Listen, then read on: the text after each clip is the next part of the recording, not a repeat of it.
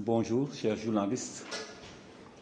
Nous sommes heureux de vous accueillir aujourd'hui au Cap des Biches à l'occasion du communiqué de presse des évêques de la conférence épiscopale province ecclésiastique de Dakar. Je vais d'abord vous présenter les évêques qui sont là et ensuite vous donner la procédure de la gestion de ce point de presse. Vous avez à ma gauche, à ma droite, Monseigneur Benjamin Ndiaye, qui est l'archevêque métropolitain de Dakar. Après lui, Monseigneur Ernest Sambou, l'évêque de Saint-Louis. De l'autre côté, Monseigneur Fulgence Coly, l'administrateur diocésain de Ziguinchor. À ma gauche, vous avez Monseigneur Jean-Pierre Bassène, évêque du diocèse de Kolda.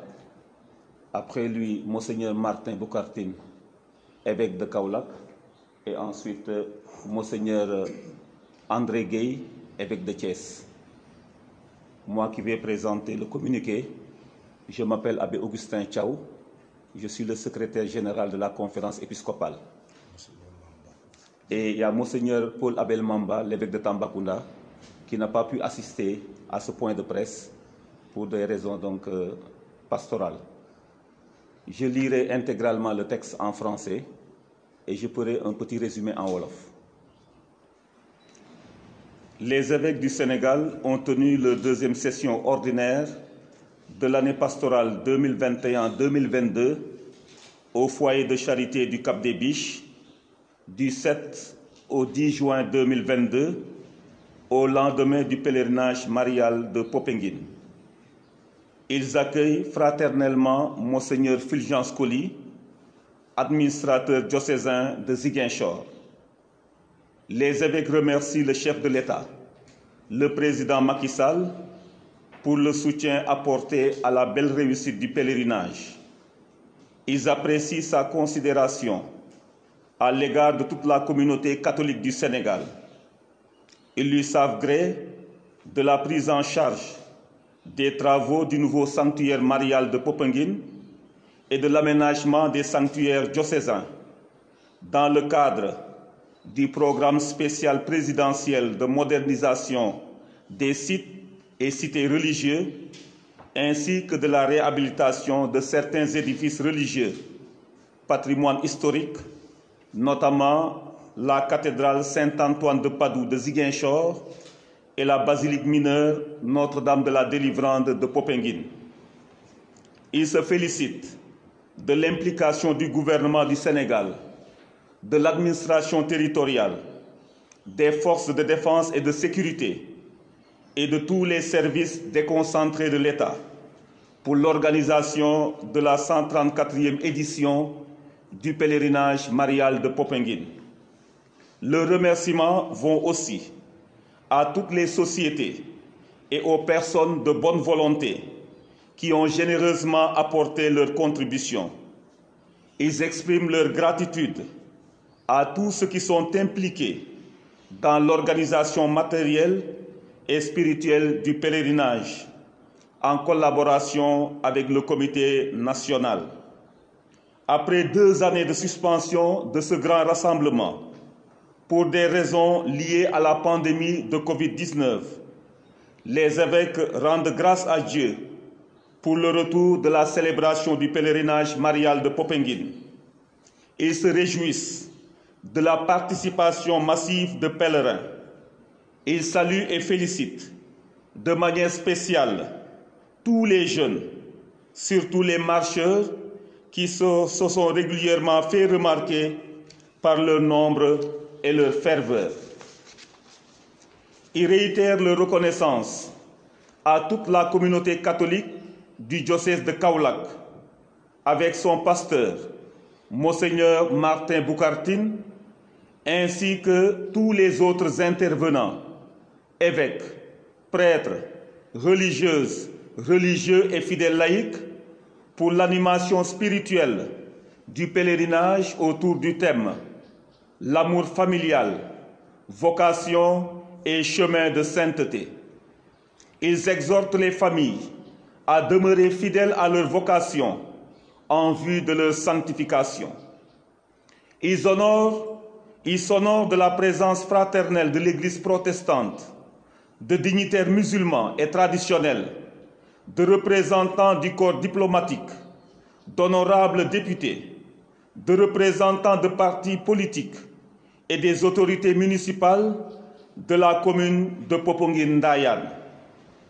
Les travaux de la deuxième session des évêques du Sénégal ont démarré en présence de son Excellence Monseigneur Michael Bana, évêque nonce apostolique au Sénégal. Les rencontres. Au cours de leur session, les évêques ont rencontré quelques-uns de leurs collaborateurs. Le bureau de la conférence des supérieurs majeurs du Sénégal. Dans le cadre de leur sollicitude pastorale à l'égard de toutes les entités de l'Église, les évêques ont rencontré le bureau de la conférence des supérieurs majeurs du Sénégal. Ils ont ensemble échangé sur des questions concernant de manière générale la vie et la mission des instituts de vie consacrés, notamment dans leur engagement pour la santé et l'éducation au service des populations. Les formateurs des grands séminaires. Comme à l'accoutumée, les évêques ont accueilli les formateurs des grands séminaires de Sébikotane, Brin et Ndiafat. Après la présentation des différents rapports liés aux activités des maisons de formation, ils les ont remerciés et encouragés dans leur mission d'éducateurs et d'enseignants. Avec eux, ils sont revenus sur la nécessité de continuer à assurer une formation de qualité aux futurs prêtres pour la vie de l'Église dans notre pays. En outre, ils ont échangé sur les dispositions à prendre en vue de l'application de la nouvelle réforme qui fera passer les grands séminaires en instituts supérieurs d'études ecclésiastiques.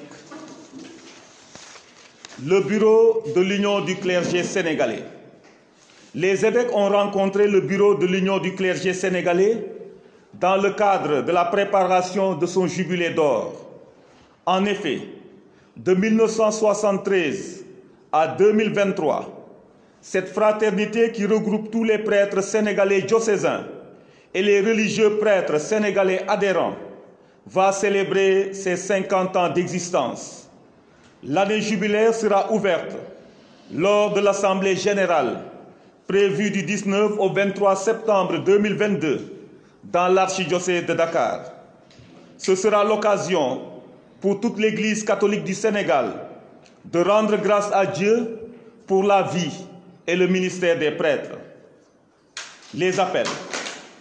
Attentifs à la situation sociale, économique et politique actuelle, les évêques ont exprimé leurs préoccupations devant le phénomène de la recrudescence de la violence dans le pays, la tension politique, les dérives remarquées dans les réseaux sociaux et les questions soulevées concernant l'homosexualité ces derniers temps.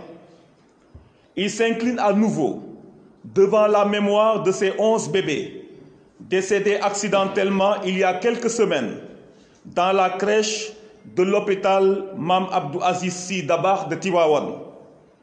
Ils prient pour que Dieu apporte réconfort et consolation aux familles éplorées.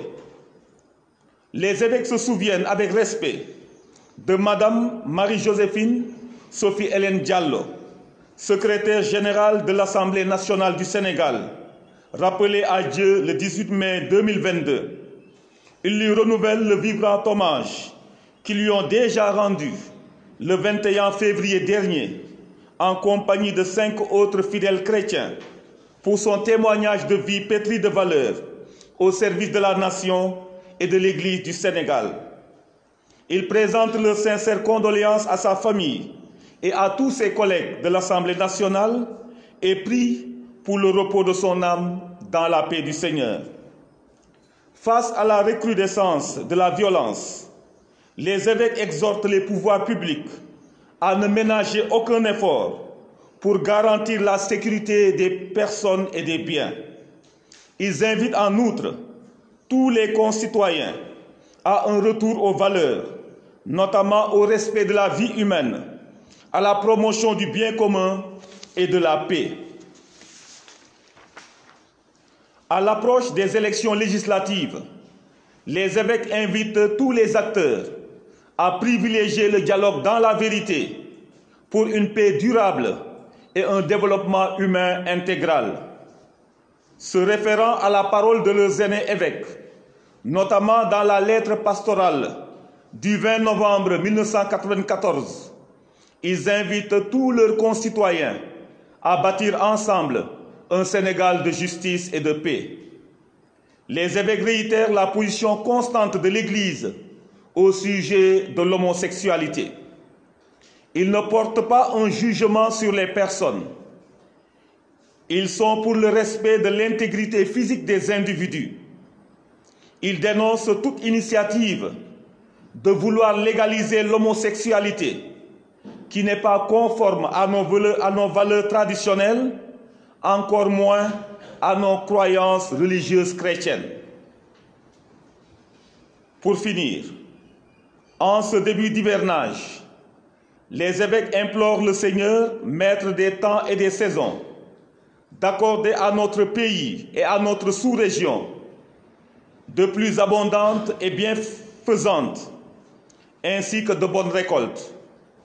Ils exhortent les populations, surtout les jeunes, au travail de la terre et invitent les autorités étatiques à une bonne préparation de la campagne agricole. Aux membres du foyer de charité du Cap des Biches, qui leur réservent toujours une chaleureuse hospitalité, les évêques joignent à leur cordiale et paternelle gratitude l'assurance de leur prière pour une mission féconde au service des fidèles. Par l'intercession de la bienheureuse Vierge Marie, Mère de l'Église, Notre-Dame de la Délivrance de Popenguine, ils demandent à Dieu de bénir le Sénégal.